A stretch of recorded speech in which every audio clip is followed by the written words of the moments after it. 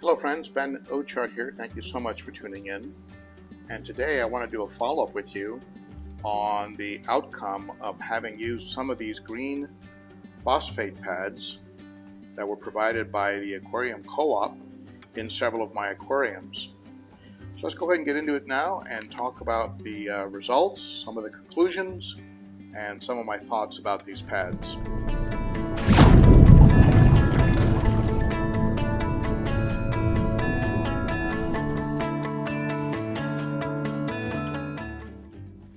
In that first video, I showed you this plant and how it was beginning to grow brown algae. I would say that it's gotten a little bit worse in the case of the 210, so it hasn't been necessarily stopped, arrested, or reversed. And I'll share with you why I think that's the case in the 210 gallon, and it's different in the 90.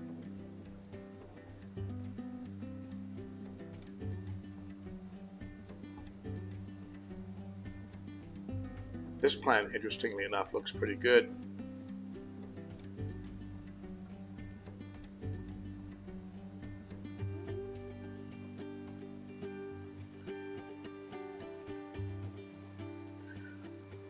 I had to actually remove the inserted pieces of the phosphate pad from these internal Expertmatic filters, because all that was happening really was a block flow. I was getting no bubbles out of these internal filters. So that middle chamber that runs right up the center of these internal filters really can't have any kind of blockage. So I had to end up removing them. But while they were in there, I did notice, if you look at some of the decor, like those underwater gallery caves and plants, they look pretty good. They actually they seem to have been doing a decent job in this aquarium. I don't really see a lot of brown algae necessarily, and the plants are in incredibly good shape, even though it seemed to do nothing for the little bits of black algae that you see on some of the artificial plants.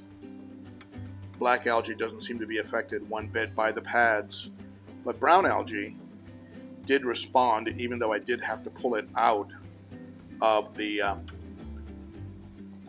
filter because of blockage. That was the case both with this internal filter, but also with the filter in the 29-gallon community tank. It was also completely blocked and producing no bubbles whatsoever. So I took it out of that as well and ended up removing one of the chambers, just making it a 2-chamber filter, and everyone seems to be doing well. A lot of micro bubbles, but these fish, interestingly enough, like to play in the bubbles, especially I noticed the rummy noses. They love playing in the bubbles, so I don't mind them much. But again, in this tank, I'm not seeing a condition that is worse with brown algae. It actually seems to have arrested it. See the plants here, normally I have to take brown algae off of the plants. It's none of it on there right now to be concerned about. Where I was the happiest was with the 90 gallon. 90 gallon did seem to stop and arrest and reverse some of the brown algae that was appearing. So it seems to be doing a really good job in the 90 gallon. On the rocks, nothing's been scrubbed here since the last time I filmed. Usually these rocks are pretty dark after about a week or two. And again, black algae doesn't seem to be affected one bit. But the brown algae that I would normally have to be cleaning off of this plant here in the back seems to have disappeared. Now, why is that the case? So evidently the case in the 90 and not the 210. I think the answer is pretty obvious. It's the ratio of of pad, the amount of pad versus total volumes of water. Here in the 90, I have 2 good size pieces in the hang-on back filter, and they're getting a lot of water movement through the pad in this one hang-on back. So that's about the equivalent of 1 pad for 90 gallons. So I would say probably a safe and simple measure would be 1 pad for every 100 gallons. Might be a good rule of thumb for these pads. Now compare that to the 210. Let's go down here. I'll turn a light on. Really see what we're doing.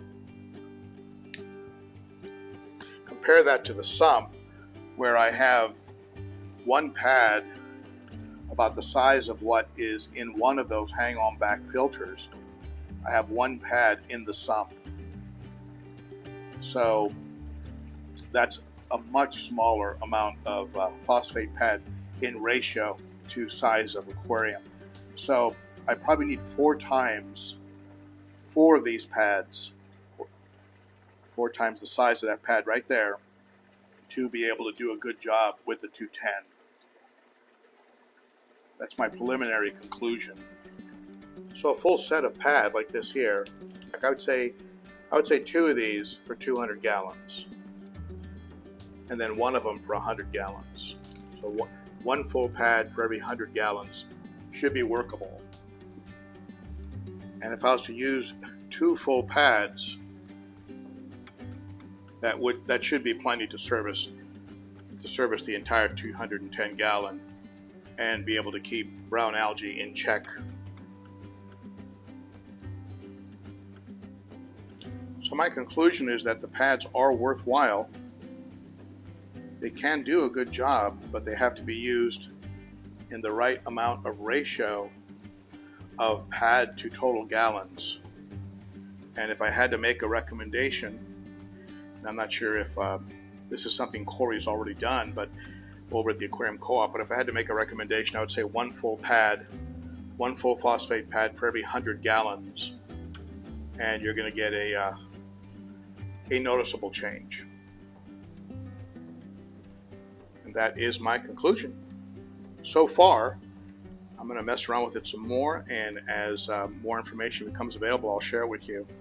But if you have any thoughts, ideas, or if you've used these pads, share in the comments below. Let me know what you think. Certainly brown algae is ugly and annoying, and we don't like it.